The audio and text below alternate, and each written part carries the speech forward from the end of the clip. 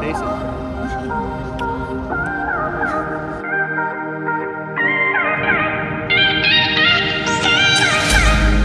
Where are we? It's very nice. There's a lot of people. So we ordered a omakase set. So $60 for 10 nigiris. It's pretty good. Very excited about the food. So why are you sad? We're at such a beautiful restaurant. Why are you sad? We have tuna, scallop, butter shrimp, and uni. Some ginger. Gotta cooperate the photo taking process. This is the salmon.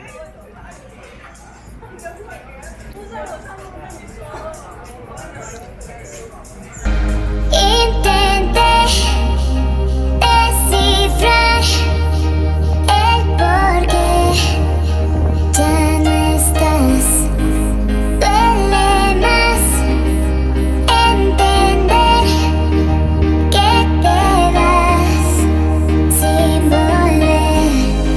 Ven, quédate que quiero intentarlo, baby, nah. El corazón va latiendo por ti más fuerte, nah. I'm all packed and ready to leave. She is. Meow. Goodbye, New York. I am leaving. Tina, stop crying. Okay, so Kay's luggage was actually overweight by 8 kg. No, it was not 8 kg. But it's still, the ground staff was very nice, and the manager gave it to her for free. That would have cost $100, so that just goes to show how nice Korean Air is.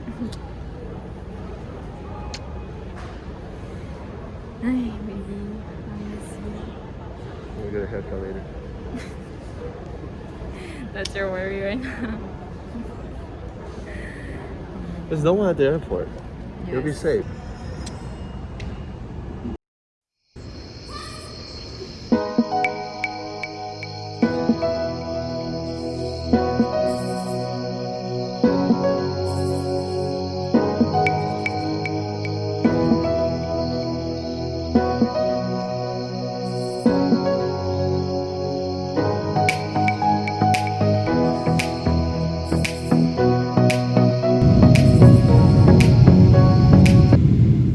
Hey guys!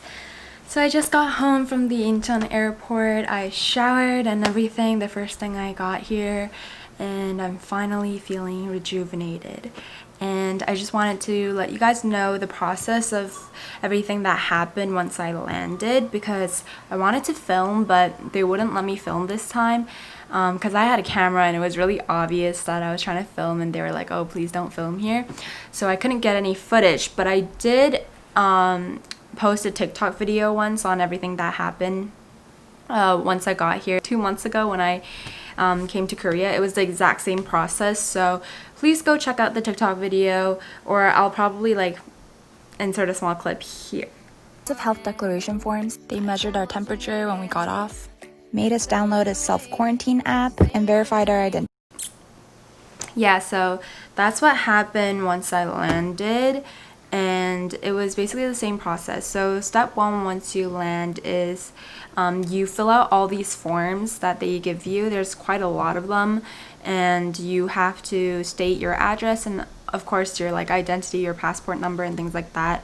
And then the first step is that they check your temperature once you land. So if you're below 37 degrees, then you're safe. So they write it down on like this blue paper that you have, and then they go check your like identity, where you're staying, and they confirm that. They confirm your address, and I didn't have a phone number yet, so I put my mom down as my guardian, and they called my mom right away, and they were confirming that she was my mom and that I would be staying at that apartment, or like my house right now. And yeah, so they were quite strict on that. Like they actually do their like job checking at the place you're staying. And if you're a foreigner, then And if you're staying for a short term, which is under 90 days, then you have to stay at the government facility that they provide. And it's like, I've been watching TikToks on them, and they're actually really nice. It's like a 4-star hotel, and they provide the food for you every single day, 3 times a day. And yeah, so I don't think that would be like a huge problem if you're a foreigner. But if you do have any questions, leave them down below, and I'll try my best to help you guys, because there has been a lot of like questions flooding on my TikTok DMs, and I've been trying my best to help those out. Step 2, they make you download the quarantine app. Now the quarantine app is an app that they make you download, and let me show you guys. It looks like that, the little house one. And I think there is one for the government facility people that's kind of separate, but this one is the one that Koreans use, and there is like an English language like that you can choose.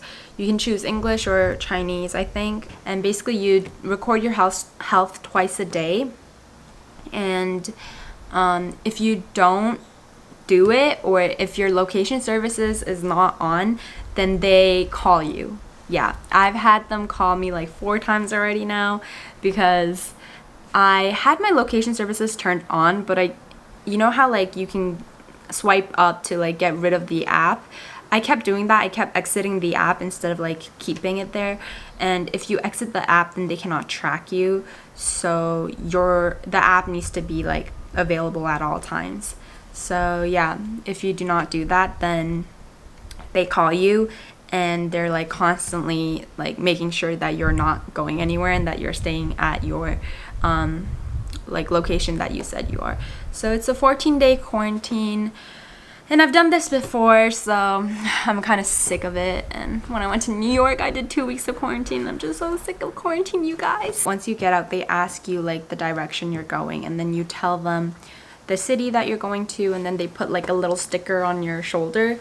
And I don't really know what that's for, but once you're out, there's like this area for pickup for the people who are getting picked up by family members, which was my case. So I was just waiting there, and the reason why we have to wait there and our guardian has to pick us up is because they want to see the car key. They actually want to see that you're going on a private vehicle and not that and not taking public transportation. But everyone else, like foreigners staying at the government facility, they have to wait for the bus that they provide to the facility. So yeah, so I will be vlogging what I do during quarantine. I'm honestly probably not going to do much. I'm probably just going to watch TV, just take a break. And I'm staying at my house right now. A lot of you guys are asking if I'm like moving into a new apartment or something like that, but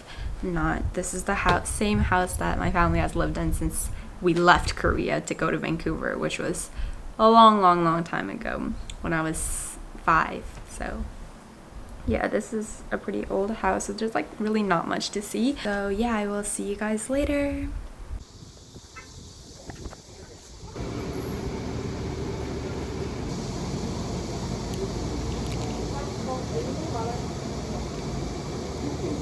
Okay, you guys, so I just got back from the corona testing. This time it was actually kind of crazy. So this is my 3rd time doing it, because you have to do it twice during your 14-day quarantine. And I already did it like 2 months ago when I first came to Korea, so I like already knew what to expect. It goes up your nose once, and then down your throat. So last time I was here, it was just like in a small room. We sit, and then the person just like does it while standing. But this time, the person that was testing was actually like behind this like clear wall, and he just had his hands out in those like protective gloves, and it was a lot safer than last time. But regardless, I always think while doing it, like if somebody coughs, which is highly likely because they're putting it up your nose and down your throat, and you're going in right after that person in that small contained space, then like wouldn't you catch it while doing the testing? In Korea, they just like put it in, swirl it once, and then put it out. But I know in America or like Canada, my friend who got it done in Canada said that they like would twirl it in there for 10 seconds. I don't know how painful that would be. Like, I really would not want that because it's already so uncomfortable. Yeah, it's just an uncomfortable feeling, and then you tear up right away because it does hit like a nerve or something. Regardless of like if you find it painful or not, like you do kind of tear up. Yeah, but overall, like the pain is not bad at all, and it takes like a second. You're only in that room for like a total of 30 seconds. Not a huge like factor that you should be worried about while quarantining at all. And yeah, I'll show you guys the stuff that I got from them. You get this disinfectant spray.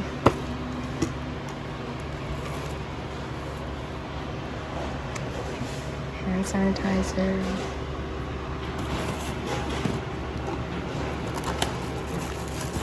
That's our bags.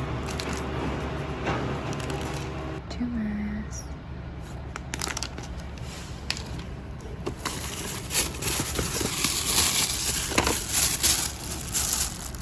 And one-time use thermometers. They give you this so that you can record your temperature and put it in the app. As you can see, the black dot stops at 36.7. So yeah, my temperature is 36.7, which is below 37 degrees, which means I don't have a fever, so I don't have to report that I have a fever.